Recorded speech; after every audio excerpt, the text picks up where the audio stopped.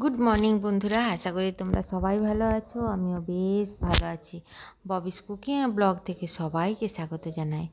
সকাল সকাল পুজো করে নিচ্ছি, আর আমি উঠেছি অনেক ভোরে, 5:30টার সময়।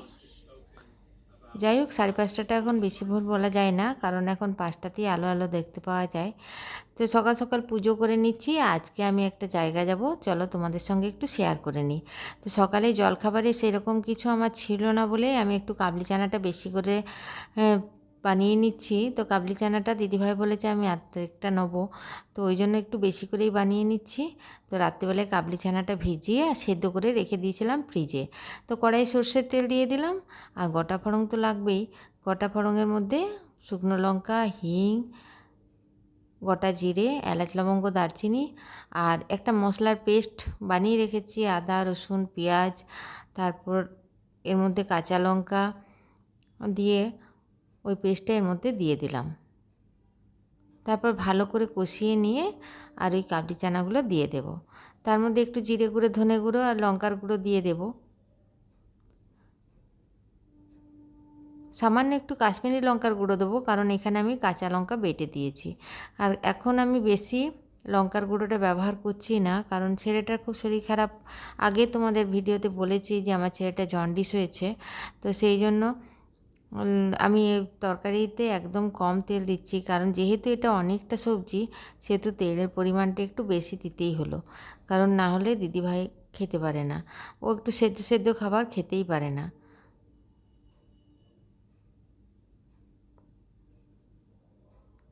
তো এখানে এই কাবলি চানাটা দিয়ে মশলাটা কষিয়ে নিয়েছি, ভালো করে কষিয়ে নিয়ে আর জল দিয়ে দেব।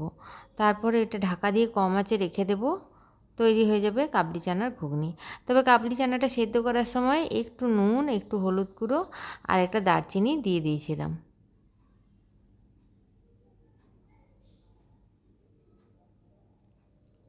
তো মশলাটা বেশ অনেকটাই হয়েছে বলে চানাটা একটু গ্রেভি গ্রেভি হয়েছে, বেশ ভালোই লাগবে খেতে। যাই হোক, এইদিকে আমার একটু ফুটিয়ে বন্ধ করে দেব, ভালো করে কষিয়ে। আর এদিকে মশলা ধোয়ার বাটিতে জলটা রেখেছিলাম, সেই জলটা দিয়ে দিলাম। যাই হোক, খেয়ে দিয়ে আমরা রেডি হয়ে চলে যাব বোনের বাড়ি। এই দেখো, বোনের বাড়ি চলে এসেছি, আর আমি একটি লাল কালারের শাড়ি পরেছি। দেখতে বেশ ভালোই লাগছিল শাড়িটা, কালারটা। যাই হোক, আর এদিকে আমার দিদি অনেকক্ষণ আগে এসে গেছে, তো দিদি পেঁয়াজ রসুন ছাড়াচ্ছে। আর এদিকে আমার ছোটো বোনও অনেকক্ষণ আগে এসে গেছে। ছোটো বোন কী রান্না করছে চলো দেখে নিই। আর এখানে মেটে রাখা আছে। আর এদিকে ভাত, ডাল, পটল ভাজা, আলু পোস্ত সব হয়ে গেছে।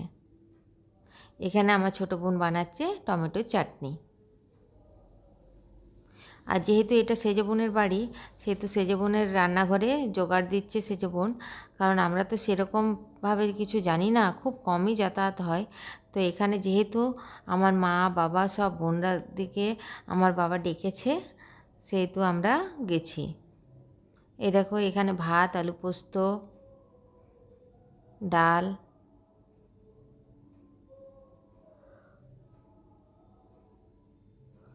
আর এখানে 3.5 কিলো খাসির মাংস নিয়ে এসেছি। তার মধ্যে মেটেটা চর্বিটা আলাদা করেছে, অর্ধেকটা করে প্রেসার কুকারে সেদ্ধ করে নিচ্ছে, কারণ না হলে তো সেদ্ধ হতে অসুবিধা।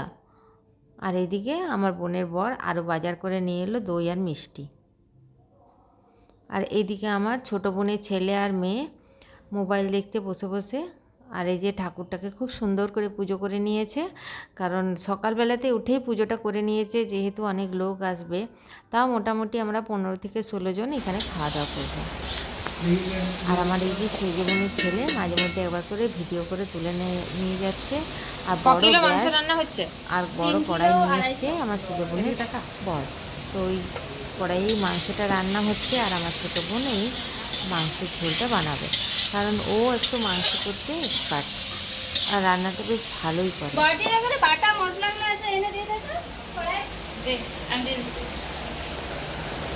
আর এদিকে তোমাদেরকে আমি ঘরটা একটু ঘুরিয়ে দেখে নিলাম, নতুন ঘরে এসেছে তো, আর ভালো করে সাজিয়েছে, বেশ ভালোই লাগছে দেখতে। এরপর আমার মা বাবা চলে আসবে। আর এই ছবিটা আমার বোন আমার জন্য, বোনের মেয়ে আমার জন্য এঁকে দিয়েছে। এইদিকে বাবা চলে এসেছে, বাবার সাথে গল্প করছে সেজ বোনের বর, আর এইদিকে আমার মা একটু ঘুরে বাড়িটা দেখছে। মাও এই প্রথম এসছে, আমার বাবাও সেরকম প্রথম এসছে।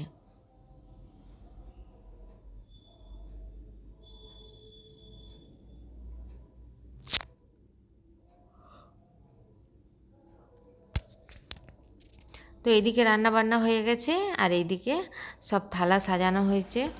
এইদিকে আমার যা, মা আর আমার ছোটো বোনের মেয়ে প্রথম রাউন্ডে খেতে বসে গেছে, কারণ ওরা একটু সকাল সকাল খায় আর বেশ অনেকটাই বেলা হয়ে গেছিলো। আর আমার সেই বোনের ছেলে ছবি তুলেই যাচ্ছে, কারণ তখন 1:30 বেজেই গেছে। তো আমরা বললাম যে কিছু খাওয়া দাওয়া হয়ে যাক, কারণ একে একে সবাইকে তো খেতে হবে। এই জন্য আমরা পাতা আনাইছি আর বাটিও, পাতার বাটি আনাইছি। তো আমাদের সব খাওয়া হয়ে যাবার পর আমার বড়দির ছেলে এসেছে অনেক দেরি করে, 4টের সময় ওই খাবার খাচ্ছে। এরপর আমরা সবাই মিলে একটু বসে গল্প করে নিলাম। বাড়িতে এসে আমি ব্রোকলিটা অনেক দিন ধরে রাখা ছিল, তো আমি কি রান্না করব ভাবছিলাম। কাবলি চানাটা একটু রাখাও আছে, তাও ব্রোকলিটা একটু রান্না করে নিচ্ছি, কারণ ব্রোকলি বেশি দিন থাকলে না ওই সবুজগুলো একটু হলুদ হলুদ হয়ে যায়, তখন খেতে অতটা টেস্ট লাগে না। তো এই ব্রোকলি আলু সবজিটা একটু নিরামিষ বানিয়ে নেব আর কটা রুটি বানিয়ে নেব। আমার মা অনেক মিষ্টি দিয়েছে, সেই মিষ্টিগুলো দিয়ে খাওয়া হবে। আর আমার রুটি মিষ্টি খেতে একটু বেশ ভালোই লাগে।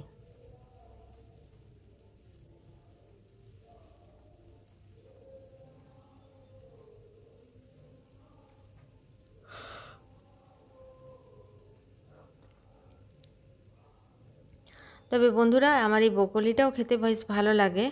তো রুটির সাথে আমার একটু নোনতার থেকে মিষ্টিটাই বেশি ভালো লাগে। যাই হোক, তো আমাদের আজকের দিনটা খুব ভালো কেটেছে। আমরা সবাই মিলে একসাথে হয়েছিলাম, আবার সব যে যার নিজের নিজের বাড়ি চলে গেছি। মারও অনেকক্ষণ মানে আমার মা বাবাকে আসতেও 1.5 ঘন্টা টাইম লেগেছে, কারণ ওরা দূর থেকে আসে তো। আর এই দিকে সবাই একসাথেই বাড়ি থেকে বেরোলাম। তবে বন্ধুরা একটা কথা কি জানো তো, মা বাবা যদি আসে মেয়েদের বাড়িতে তো মেয়েরা ভীষণ আনন্দ হয়, কারণ মানে বিয়ের পর থেকে মা বাবার সাথে তো অত যোগাযোগ থাকে না, যাতায়াতও থাকে না, ফোনে ফোনেই যা কথাবার্তা হয়। তো আমাদের আজকের দিনটা 4 বোনের খুব ভালো কেটেছে। তো বন্ধুরা এইরকম দিন আরও যেন বারে বারে আসে, আমার মা বাবাও যেন সুস্থ থাকে। তো আর বেশি কিছু বলবো না। তো আমার এই ছোট্ট ভিডিও তোমাদের যদি ভালো লাগে তো একটা লাইক দিয়ে দিও প্লিজ, কমেন্ট করতে ভুলো না। আজ তাহলে এখানেই রাখি বন্ধুরা। দেখো তোমার সাথে কথা বলতে বলতে আমার রুটি করাটাও হয়ে গেল। আবার একটা নতুন ভিডিও নিয়ে হাজির হব।